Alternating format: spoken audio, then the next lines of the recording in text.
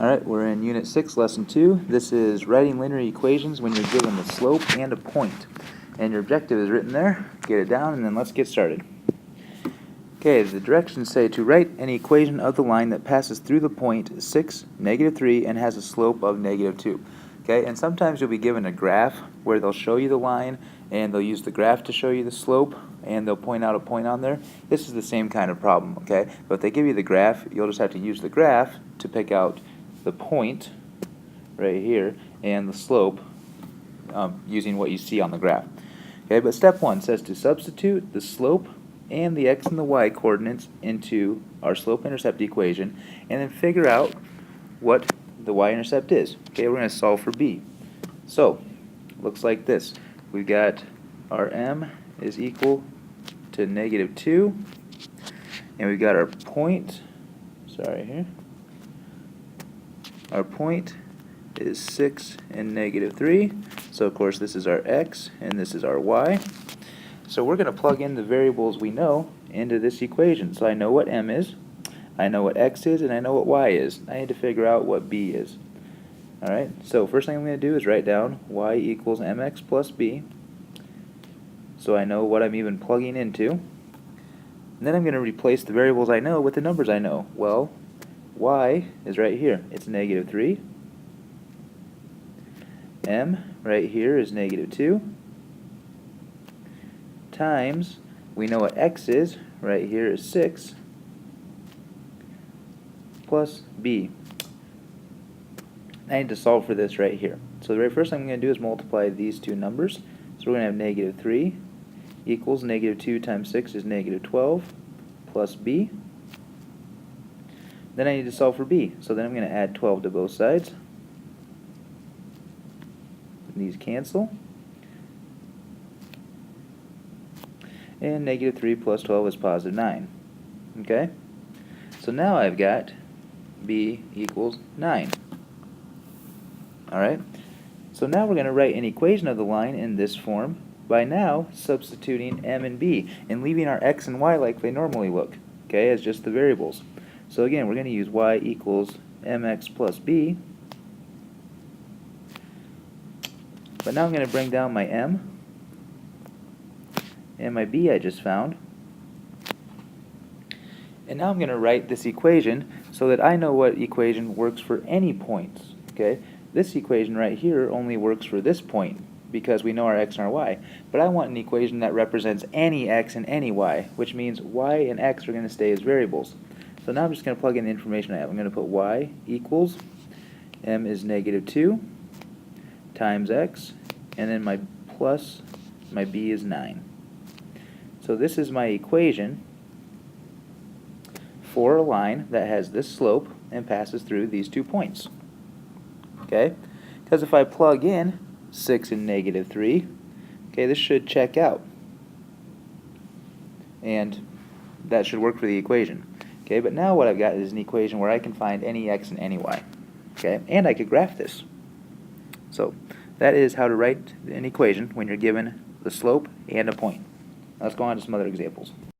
So this is one like I was talking about where they give you the information on the graph and you have to pull it off the graph. Okay? So our m is our slope, and they show us here the rise. Remember, we need to know that our slope is our rise over our run. That's important to pay attention to on the graph because our rise is 1 and our run is 2. Both positive because we go uphill and to the right. Okay? And then our point that they give us that's on the line is 3, 3. So we've got a point at 3, 3, and that's our x and our y with a slope of 1/2. So now we're going to do the same thing. To get the equation for this line, I'm going to plug in my slope and my x and my y's and figure out what my b is. So we've got y equals mx plus b format. Well, I know my y is 3, my m is 1/2 times my x is 3, and then plus b. And I want to figure out what b is. So 3 equals 1/2 times 3 is 3/2 plus b. And then I'm going to subtract 3/2 from both sides to solve for b. Well, 3 minus 3 halves is still 3 halves, or 1 1/2.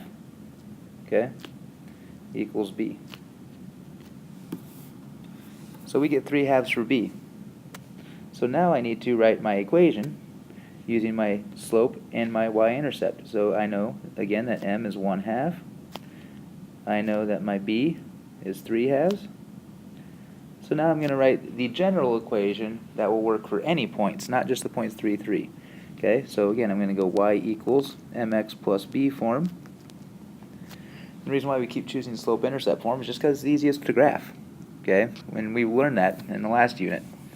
So my y, I want to know for any y's what equation I can use.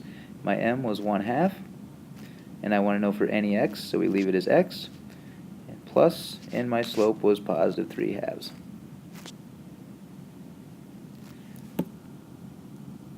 Okay, so y equals 1/2 x plus 3 halves, or you could put plus 1 1/2, either way. And if we look at our line, our equation should match our line. Okay, our y-intercept at 3 halves, well, if you look at your line, approximately, it looks like it's at 1 1/2, or 3 halves. And of course, my slope was up 1 over 2, so it checks out. Okay, our equation looks like our graph, and that's a good thing. Okay, let's keep going on. This one says to write an equation of the line that has the given x-intercept and the slope. Well, this is the same kind of problem, except they're giving us our x-intercept as 4. So we need to write that as an ordered pair, and then do the same steps we did before. Okay, so we need to understand that our x-intercept, where it crosses the x-axis, what ordered pair that is. Well, we know our x is 4, and when it crosses the x-axis, the y is always 0. Okay, so now we've got our x and our y, and we've got our slope there. Going to follow the same steps. Okay, so going in y equals mx plus b form. Notice how I'm always writing that down first. I want to see you write that down first and then plug in the information. Okay, so my y is 0, my m is negative 3, times x is 4, and plus b. We're solving for b. So 0 equals negative 3 times 4 is negative 12, plus b.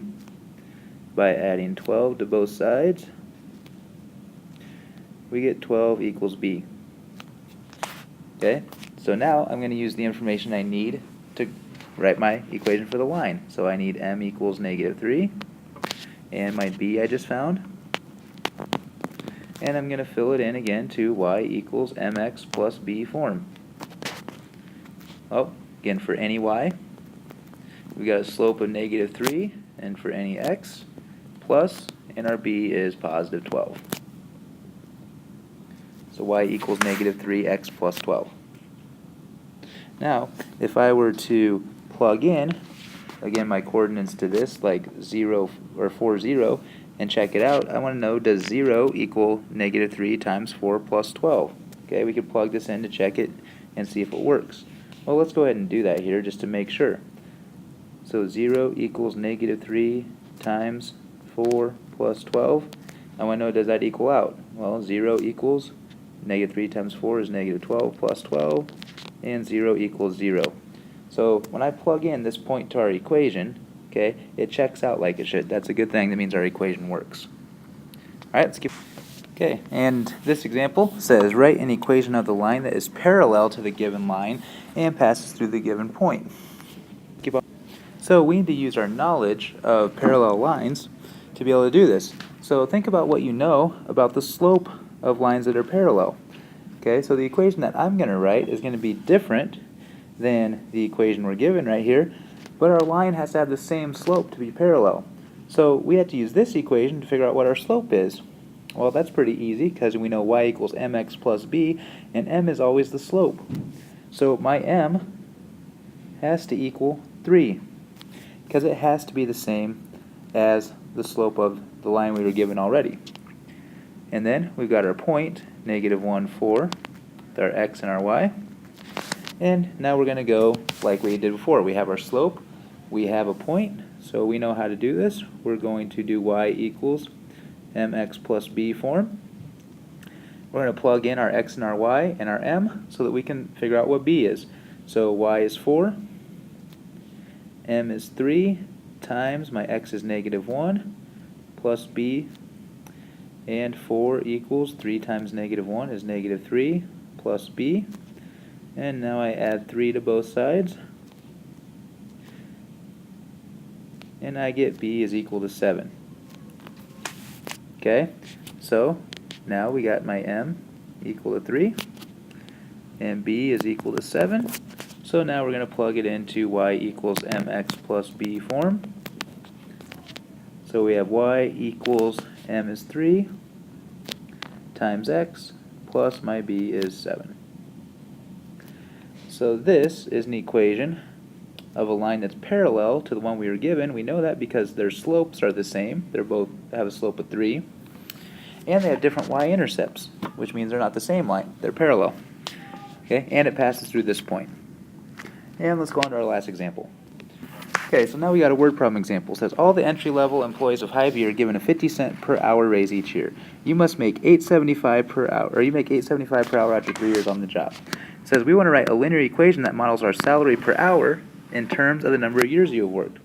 Well, we know that our salary is going to be equal to our raise times the number of years that we work, because we earn that raise every year, plus our starting amount.